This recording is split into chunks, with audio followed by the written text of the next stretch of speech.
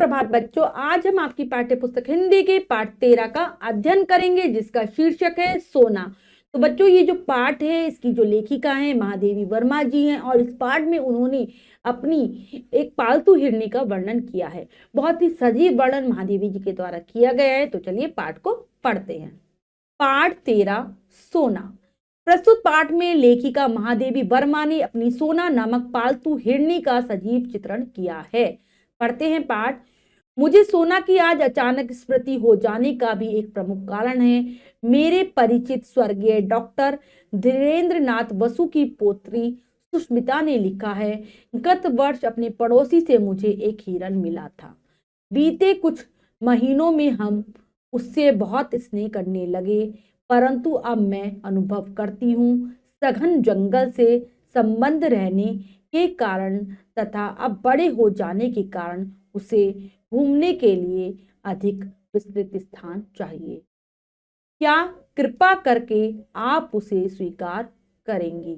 क्या कह रही है महादेवी जी? कह रही हैं कि आज उन्हें अपनी जो एक हिरनी थी सोना, उसकी अचानक से याद आ गई, स्मृति यानी कि याद आ गई।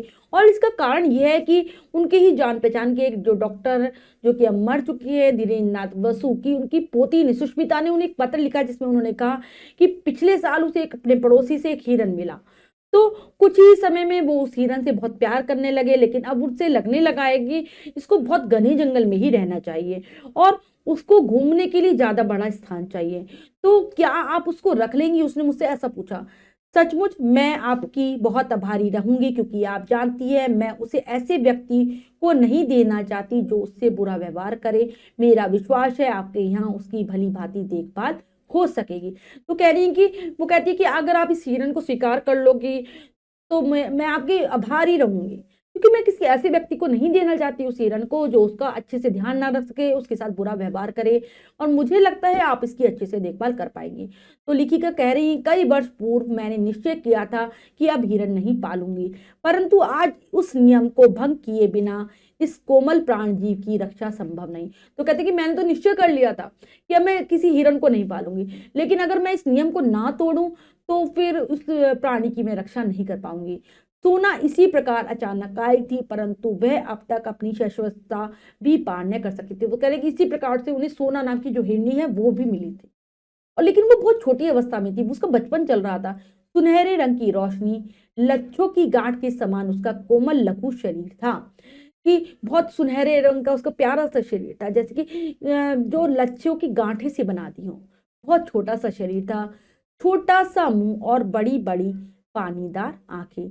देखती तो लगता था कि अभी छलक पड़ेंगी। बहुत छोटा सा मुंह, प्यारी प्यारी पानी भरी हुई आंखें, अगर उसे देखो तो ऐसा लगता था कि उसकी आंखों से अभी पानी निकल आएगा। लंबे कान, पतली सुडौल टांगे, जिन्हें देखते ही उनमें प्रसुप्त गति की बिजली की लहर देखने वालों की आंखों में कौंध जाती थी। सब उसके लिए सरल शिशु रूप से इतने प्रभावित हुए कि किसी चंपक वर्णा रूपसी के उपयुक्त सोना, सुवर्णा, स्वर्णलेखा आदि नाम उसका परिचय बन गए। कि लेखिका कह रही है कि इतनी सुंदर थी कि उसको देखकर ही लगता था कि आंखों में बिजली सी चमक रही हो। उसके सुंदर से, प्यारे से, छोटे से रूप से सब प्रभावित हुए। वो चंपक वर्णा थी, मतलब चंपा के फूल जैसा उसका पीला रंग था। तो उसके लिए, जो इतनी सुंदरी थी, उसके लिए सोना, सुवर्णा, स्वर्णलेखा मतलब ये नाम रखे जा सकते थे। ऐसा लग रहा था सब इसके लिए ही बने हैं। परंतु उस बेचारे हरिण चाबक की कथा तो मिट्टी की ऐसी व्यथा कथा है जिससे मनुष्य की निष्ठुरता गढ़ती है। बेचारी सोना भी मनुष्य की इस निष्ठुर मनोरंजन प्रेता के कारण अपनी अरण्य परिवेश और स्वजाति से दूर मानव समाज में आ पड़ी। तो कहती है, लेकिन उस छोटे से हरिण शावक यानी हिरनी के बच्चे की कथा तो ऐसी कहानी है, ऐसी करुण कथा है, जिससे पता चलता है कि मनुष्य कितना निष्ठुर है, निर्दयी है। और मनुष्य की इस निष्ठुरता के कारण ही और मनोरंजन के कारण ही वो अपने जंगल वाले, अरण्य मतलब जंगल वाले परिवेश से अपनी जाति से दूर मानव समाज में आ गए। प्रशांत वनस्थली में जब अलस भाव से रोमांचन करता हुआ बैठा मृग समूह शिकारियों की आहट से चौंक कर भागा, तब सोना की मां सदैव प्रसूता होने के कारण भागने में असमर्थ रही।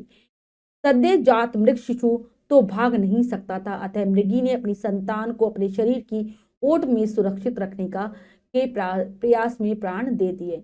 तो वो कह रही कि प्रशांत एक बार जब वन में गया था तो वो वहां पर घूम रहा था और शिकारियों की आहट से जब सब जो हिरणों का समूह जो बैठा हुआ था वो भागा, तो लेकिन जो सोना की माँ थी उसने अभी बच्चे को जन्म दिया था, वो ज्यादा तेज भाग नहीं सकती थी, इसीलिए वो वहीं बैठी रही और उसने अपने बच्चे को अपनी ओट में छिपा लिया और इस चक्कर में उसके प्राण चले गए। वो बच्चे को बचाने के चक्कर में उसने प्राण दे दिए। कितना मनुष्य निष्ठुर है, जानवरों को मारता है। पता ही नहीं दया के कारण या कौतुक प्रियता के कारण शिकारी मृत हिरनी के साथ उसके रक्त से सनी और ठंडे स्तनों से चिपके हुए शावक को जीवित उठा लाए। उनमें से किसी के परिवार की सदैव गृहिणी और बच्चों ने उसे पानी मिला दूध पिला पिलाकर 2-4 दिन जीवित रखा। तो लेखक कह रही हैं कि लेखिका कह रही हैं कि पता नहीं शिकारियों में प्रेम जागा या कुछ जानने की इच्छा थी उन्हें, वो उस बच्चे को भी ले आए हिरनी के मृत शरीर के साथ। और उनके परिवार में ही कोई दयालु गृहिणी होगी जिसके बच्चों ने क्या करा, उसे थोड़े दिन में पानी मिला दूध पिलाया और वो जीवित रही। सुष्मिता बसु के समानी किसी बालिका को मेरा स्मरण हो आया और वह उस अनाथ शावक को मुर्मुषु अवस्था में मेरे पास ले आई। तो जैसे ही आज सुष्मिता को मेरी याद आई है ना हिरण के लिए, वो कह रही ऐसे ही किसी बच्ची को मेरा ध्यान आया और वह उस अनाथ जिसका कोई नहीं था उस बच्चे को मरी हुई मतलब मरने वाली अवस्था में मेरे पास ले आई। शावक अवांछित तो था ही, उसके बचने की आशा भी धूमिल थी, परंतु उसे मैंने स्वीकार कर लिया। तो वो कह रही कि मैं चाहती नहीं थी ऐसे किसी शावक को, लेकिन और वो मरने ही वाला था, ऐसा उसकी हालत थी, फिर भी मैंने उसे अपने पास रख लिया। स्निग्ध सुनहरे रंग के कारण सब उसे सोना कहने लगे, क्योंकि उसका सुनहरा रंग था इसलिए सब उसे सोना पुकारने लगते हैं। दूध पिलाने की शीशी, ग्लूकोज, बकरी का दूध आदि सब कुछ एकत्र करके उसे पालने का कठिन अनुष्ठान आरंभ हुआ। तो कहनी है कि मैंने दूध पिलाने की शीशी मंगाई, ग्लूकोज, बकरी का दूध, सारा सामान उसके लिए रखा जिससे कि उसको हम बचा सके, उसे पाल सके। उसका मुख इतना छोटा था कि उसमें शीशी का निप्पल समाता ही नहीं था। यानी कि बहुत छोटा सा मुख था, आप देख रहे हैं चित्र में, इतना छोटा था कि उसमें शीशी का निप्पल भी नहीं आ रहा था, उस पर उसे पीना भी नहीं आता था। फिर धीरे धीरे उसे पीना ही नहीं, दूध की बोतल पहचानना भी आ गया। आंगन में कूदते फांदते हुए भी भक्तिन को बोतल साफ करते देखकर वह दौड़ आती और अपनी तरल चकित आंखों से उसे ऐसे देखने लगती मानो वह कोई सजीव मित्र हो। और धीरे धीरे वह दूध पीना सीख गई, वो अपनी बोतल को भी पहचानने लगी। जो उनका नौकर जब बोतल को साफ करता वह उसके पास खड़ी रहती, दौड़ कर आ जाती और ऐसे देखती जैसे कि उसकी मित्र हो वो बोतल। उसने रात में मेरे पलंग के पाए से सटकर बैठना सीख लिया था, पर वह गंदा न करने की आदत कुछ दिनों के अभ्यास से पड़ सकी। अंधेरा होते ही वह मेरे पलंग के पास आ बैठती और फिर सवेरा होने पर ही वह बाहर निकलती थी। तो कहती है कि रात के समय वो मेरे पलंग के पास बैठने लगे थे। थोड़ा समय लगा उसको कि वह वहां गंदगी ना फैलाए, लेकिन वह आदत पर सीख गई और अंधेरा जैसे ही होता था वह महादेवी जी के पलंग के पास आकर बैठ जाती थी और सुबह होने पर ही वहां से जाती थी। उसका दिन भर का कार्यकलाप भी एक प्रकार से निश्चित था। विद्यालय और छात्रावास की विद्यार्थियों के निकट पहले वह कौतुक का कारण रही, परंतु कुछ दिन बीत जाने पर वह उनकी ऐसी प्रिय साथिन बन गई जिसके बिना उनका किसी काम में मन ही नहीं लगता था। महादेवी जी कह रही हैं कि दिन भर वो जो भी कार्य करती थी वो भी एक निश्चित ही हो गया था। विद्यालय और छात्रावास के जो विद्यार्थी ने मतलब जो लड़कियां उनके पास पढ़ने आती थी, पहले तो वो उनके लिए आश्चर्य का कारण थी, लेकिन थोड़े ही समय में वह उनकी मित्र बन गई और उनका उसके बिना किसी काम में मन नहीं लगता था। उससे छोटे बच्चे अधिक प्रिय थे क्योंकि उनके साथ खेलने का अधिक अवकाश रहता था। वे पंक्तिबद्ध खड़े होकर सोना सोना पुकारते और वह उनके ऊपर से छलांग लगाकर एक ओर से दूसरी ओर कूदती रहती। यह सर्कस जैसा खेल कभी घंटों चलता क्योंकि खेल के घंटों में बच्चों की एक कक्षा के उपरांत दूसरी आती रहती। तो बच्चे उसे अच्छे लगते थे क्योंकि उनके पास खेलने के लिए उससे ज्यादा टाइम मिल जाता। जब बच्चे लाइन में खड़े होकर सोना सोना पुकारते उनके ऊपर से छलांग लगाकर इधर उधर जाती थी, फिर थोड़े समय बाद 1 घंटे बाद दूसरे बच्चे आ जाते थे, ऐसा उसका चलता रहता। मेरे प्रति स्नेह प्रदर्शन के कई प्रकार थे। बाहर खड़े होने पर वह सामने या पीछे से छलांग लगाती और मेरे सिर के ऊपर से दूसरी ओर निकल जाती। प्राय देखने वालों को भय होता था कि मेरे सिर पर चोट न लग जाए, परंतु वह पैरों को इस प्रकार सिकोड़े रहती और मेरे सिर को इतनी ऊंचाई से लांघती थी कि चोट लगने की कोई संभावना नहीं रहती थी। वो कहती है मेरे प्रति भी वो बहुत प्यार दिखाती थी। जब मैं बाहर खड़ी होती थी वे मेरे ऊपर से छलांग लगाकर चली जाती थी। लोगों को लगता था मेरी चोट लग जाएगी, लेकिन वो ऐसा नहीं करती थी। वो इतनी कुशलता के साथ छलांग लगाती थी, अपने पैरों को सुकोड़ लेती थी। कोई संभावना ही नहीं थी चोट लगने की। भीतर आने पर वह मेरे पैरों से अपना शरीर रगड़ने लगती। मेरे बैठे रहने पर वह साड़ी का छोर मुंह में भर लेती और कभी पीछे चुपचाप खड़े होकर चोटी ही चबा डालती। डांटने पर वह अपनी बड़ी गोल और चकित आंखों से ऐसी अनिवर्चनीय जिज्ञासा भरकर एकटक देखने लगती कि हंसी आ जाती। आगे क्या कह रही है महादेवी जी, कह रही हैं, और जब वो घर के अंदर आती वो उनके पैरों से अपने शरीर को रगड़ने लगती थी, और जब वो बैठ जाती उनके जो साड़ी का जो किनार था उसको अपने मुंह में ले लेती, और कभी कभी पीछे खड़ी होकर उनके बालों की जो चोटी बनी होती थी उसको ही चबाने लगती। और जब महादेवी जी उसे डांटा करती तो अपनी बड़ी बड़ी गोल गोल आंखों से आश्चर्य से भरकर उन्हें ऐसे देखती जिसकी वो वाणी से कुछ बोल ना पा रही हो और उनसे प्रार्थना कर रही हो, और महादेवी जी को ये सब देखकर हंसी आ जाती। अनेक विद्यार्थियों की भारी भरकम गुरु जी से सोना को क्या ले देना था। वह तो उस दृष्टि को पहचानती थी जिसमें उसके लिए स्नेह झलकता था, और उन हाथों को जानती थी जिन्होंने यत्न पूर्वक दूध की बोतल उसके मुख से लगाई थी। तो कहती कि वह मुझे वैसे वो क्या ही जानती, लेकिन वो तो मैं जानती थी उस दृष्टि को, उस नजर को जिसमें उसके लिए प्यार था, और उन हाथों को जिसने उसे दूध पीना सिखाया था।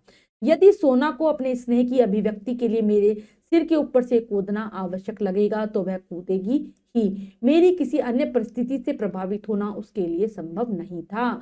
तो कहते हैं कि वो अपने प्यार को जताने के लिए अगर उसे लगेगा कि मैं मतलब कि वो मेरे ऊपर से कूदे तो वो कूदेगी, और मेरी किसी परिस्थिति से उसको कोई प्रभाव नहीं पड़ता था उस पर। कुत्ता स्वामी और सेवक का अंतर जानता है, इस और स्नेह या क्रोध की प्रत्येक मुद्रा से परिचित रहता है। स्नेह से बुलाने पर वह गदगद होकर निकट आ जाता है, और क्रोध करते ही भयभीत और दैन्य बनकर दुबक जाता है, पर हिरन यह अंतर नहीं जानता। अतः उसका पालने वाले से डरना कठिन है। यदि उस पर क्रोध किया जाए तो वह अपनी चकित आंखों में और अधिक विस्मय भरकर पालने वाले की दृष्टि मिलाकर खड़ा रहेगा, मानो पूछता हो क्या यह उचित है। वह केवल स्नेह पहचानता है जिसकी स्वीकृति बताने के लिए उसकी विशेष चेष्टाएं। तो वो कह रहे हैं कि जो कुत्ता होता है वो जानता है स्वामी का अंतर, सेवक का अंतर सब जानता है, और वह ये भी जानते हैं कि हम कब प्यार कर रहे हैं, कब गुस्सा कर रहे हैं।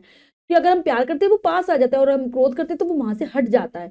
लेकिन हिरन को ये अंतर नहीं समझ में आता, वो पालने वाले से नहीं डरता। अगर उससे पे हम क्रोध करते हैं, गुस्सा करते हैं, तो वो बिल्कुल आश्चर्य भरी आंखों से हमें देखने लगता है, और ऐसा लगता है कि पूछ रहा हो कि क्या तुम सही कर रहे हो। और बस वो स्नेह बताना जानता है, उसके लिए अलग अलग क्रियाएं वो करता है। मेरी बिल्ली गोधूली, कुत्ते हेमंत बसंत, कुतिया फ्लोरा सबसे पहले इस नए अतिथि को देखकर रुष्ट हुए, परंतु सोना ने थोड़े ही दिनों में सबसे मित्रता स्थापित कर ली। फिर तो वह घास पर लेट जाती और कुत्ते और बिल्ली उस पर उछलते कूदते रहते। कोई उसके कान खींचता, कोई पैर। जब वे इस खेल में तन्मय हो जाते तब वह अचानक चौकड़ी भरकर भागती और वे गिरते पड़ते उसके पीछे दौड़ लगाते। तो कहते हैं कि शुरू शुरू में तो जो उन्होंने कुत्ते बिल्ली पाल रखे थे, बिल्ली का नाम गोदूली है, कुत्ते का नाम हेमंत और बसंत है, कुतिया का नाम फ्लोरा है, तो वो बहुत गुस्सा से हुए कि ये नया मेहमान कौन आ गया। लेकिन धीरे धीरे सब मित्र बन गए, सोना ने उनसे मित्रता कर ली। अब वो घास पर लेटती तो सब उसके ऊपर कूदने लगते, दौड़ लगाने लगते, और फिर वो अचानक से जब उसके ऊपर सब चढ़ जाते वो इतनी तेज से दौड़ती कि सब गिर जाते और उसके पीछे पीछे दौड़ते। वर्ष भर का समय बीत जाने पर सोना हरिण शावक से हरिणी में परिवर्तित होने लगी। उसके शरीर के पीताम्र रोहे ताम्रवर्णी झलक देने लगे, टांगे अधिक सुडोल और खुरों के कालेपन में चमक आ गई। अब बड़ी हो गई, 1 साल में ही वो क्या बन गई, हरिणी हिरणी बन गई। उसका जो पीला पीला जो उसके रोए थे वो ऐसे हो गए जैसे तांबे के रंग के, टांगे भी सुडोल हो गई और खुरों में भी कालापन आने लगा। ग्रीवा अधिक पंकीम और लचीली हो गई, गर्दन भी बहुत सुंदर हो गई, लचीली। पीठ में भराव वाला उतार चढ़ाव और स्निग्धता दिखाई देने लगी, पीठ में भी भराव आ गया। परंतु सबसे अधिक विशेषता तो उसकी आंखों और दृष्टि में मिलती थी। जो सबसे ज्यादा जो बदलाव आया उसकी आंखों में आया। आंखों के चारों ओर खिंची कज्जल कोर में नीले गोलक और दृष्टि ऐसी लगती थी मानो नीलम के बल्बों में उजली विद्युत का स्फुरण हो। तो उसकी जो आंखें थी ना, चारों तरफ काली काली जैसे काजल की रेखा खींच, तो ऐसी उसमें नीले नीले उसकी जो कंची जैसी आंखें चमकती थी, बहुत सुंदर लगती। इसी बीच फ्लोरा ने भक्तिन की कुछ अंधेरी कोठरी के एकांत में 4 बच्चों को जन्म दिया। इतने दिन में क्या होता है, जो उसकी कुतिया थी फ्लोरा वो उनकी भक्तिन यानी कि नौकरानी के कमरे में 4 बच्चों को जन्म दे देती है और वह खेल के संगियों को भूलकर अपनी नवीन सृष्टि के संरक्षण में व्यस्त हो गई और वह उनकी देखभाल करने लगी अपने बच्चों की। 1-2 दिन सोना अपनी सखी को खोजती रही, फिर उसको इतने लघु जीवों से घिरा देख उसकी स्वाभाविक चकित दृष्टि गंभीर विस्मय से भर गई और फिर उन्होंने देखा कि छोटे छोटे जानवर इसके पास कौन है, तो वे चकित होकर आश्चर्य से देखने लगे। एक दिन देखा फिलोरा कहीं बाहर घूमने गई है और सोना भक्तिन की कोठरी में निश्चित लेटी है। पिल्ले आंखें बंद रहने के कारण चींची की सी आवाज करते हुए सोना के उदर में दूध खोज रहे हैं। तब से फ्लोरा हेमंत, वसंत या गोधूली को तो अपने बच्चों के पास फटकने भी नहीं देती थी, परंतु सोना के संरक्षण में उन्हें छोड़कर आश्वस्त भाव से इधर उधर घूमने चली जाती। तो क्या होता है कि जब फ्लोरा कहीं चली जाती है घूमने के लिए, तो वो क्या करती है, सोना उसके बच्चों का ध्यान रखती है। ऐसा लगता है कि वो उसके पास ही दूध ढूंढ रहे हैं, तो वो और कुत्तों को और गोधूली सबको उसके पास आने नहीं देती थी, बल्कि सोना के पास वो अपने बच्चों को छोड़कर चली जाती थी। उसे लगता था कि सोना इनका ध्यान रखेगी, बिल्कुल वो आश्वस्त थी कि ये उसका अच्छे से ध्यान रख पाएगी। संभवतः वह सोना की स्नेही और अहिंसक प्रकृति से परिचित हो गई थी। पिल्लों के बड़े होने पर, उनकी आंखें खुल जाने पर सोना ने उन्हें भी अपने पीछे घूमने वाली सेना में सम्मिलित कर लिया और मानो इस वृद्धि के उपलक्ष्य में आनंदोत्सव मनाने के लिए अधिक देर तक मेरे सिर से आर पार चौकड़ी भरती रही। तो जैसे ही वो बच्चे मतलब फ्लोरा समझ गई थी कि ये बच्चों को कुछ नहीं करेगी, बहुत प्यार करेगी, इसीलिए जब पिल्ले बड़े हुए उनकी आंखें खुल गई और सोना के पीछे जो बिल्ली कुत्तों की जो सेना चला करती थी उसमें वो बच्चे भी शामिल हो गए और उसे लग रहा था कि अब उसकी सेना में बढ़ोतरी हो गई। वो खुश थी बहुत और मेरे सिर के पास महादेव जी का रही वो चौकड़ी भरती रहती, मतलब दौड़ती रहती थी। उसी वर्ष गर्मियों में मेरा बद्रीनाथ की यात्रा का कार्यक्रम बना। प्राय मैं अपने पालतू जीवों के कारण प्रवास में कम रहती हूँ, उनकी देख रेख के लिए सेवक रखने पर भी मैं उन्हें छोड़कर आश्वस्त नहीं हो पाती। भक्तिन, अनुरूप आदि तो साथ जाने वाले थे ही, पालतू जीवों में से मैंने फ्लोरा को साथ ले जाने का निश्चय किया क्योंकि वह मेरे बिना नहीं रह सकती थी। तो एक बार क्या करती है, लेखिका बद्रीनाथ जाने का प्रोग्राम बनाती है। तो वह कह रही है कि वैसे तो वो कम ही जाती थी क्योंकि वो कितने मतलब अगर सेवक भी रख दें तो उन्हें लगता था कि पता नहीं सही से देखभाल होगी या नहीं। तो जो भक्तिन और अनुरूप थे, वो जो उनके 2 नौकर हैं वो उसके साथ जा रहे थे, तो वह अपने पालतू जीवों में से अपने साथ फ्लोरा को ले जाने देती है क्योंकि वो जानती थी कि फ्लोरा उनके बिना नहीं रहती। सोना की सहज चेतना में न मेरी यात्रा जैसी स्थिति का बोध था, न प्रत्यावर्तन का। उसी से उसकी निराश, जिज्ञासा और विस्मय का अनुमान मेरे लिए सहज था। तो सोना को नहीं पता था कि मेरी यात्रा की कैसी स्थिति होगी। वो बस निराश आंखों से मेरी तरफ देख रही थी। पैदल आने जाने के निश्चय के कारण बद्रीनाथ की यात्रा में ग्रीष्मकाल समाप्त हो गया। जुलाई में लौटकर जब बंगले के द्वार पर आ खड़ी हुई, तब बिछड़े हुए पालतू जीवों में कोलाहल होने लगा। तो पैदल यात्रा करी थी, इसलिए पूरा जो ग्रीष्मावकाश था, जो उनकी गर्मियों की छुट्टियां थी वो समाप्त हो जाती है। जो जो जुलाई में अपने घर पर आती है तो सारे जो पालतू जानवर जो उनसे बिछड़ गए थे उनमें शोर होने लगा।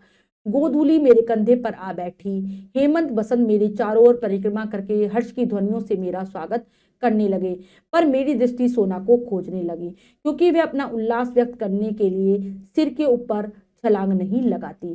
तो देखा उन्होंने कि जो गोधूली है उनके कंधे पर है, हेमंत, बसंत उसके चारों तरफ चक्कर लगा रहे हैं, लेकिन जो महादेवी जी हैं वो सोना को खोज रही थी क्योंकि वो तो अपनी खुशी बताने के लिए उनके सिर के ऊपर से छलांग लगाती थी। सोना कहाँ है पूछने पर माली आंखें पोंछने लगा और चपरासी चौकीदार एक दूसरे का मुख देखने लगे। वे लोग आने के साथ ही मुझे कोई दुखद समाचार नहीं देना चाहते थे, परंतु माली की भावुकता ने बिना बोले ही सब कुछ कह डाला। तो सब देखने लगे, जब वो पूछती है सोना कहाँ है, माली आंखें पोंछने लगा, चपरासी चौकीदार सब एक दूसरे का मुंह देख रहे थे। वो उन्हें कोई दुखद समाचार नहीं देना चाहते थे, लेकिन माली की जो आंखें थी वो सब कुछ बता रही थी।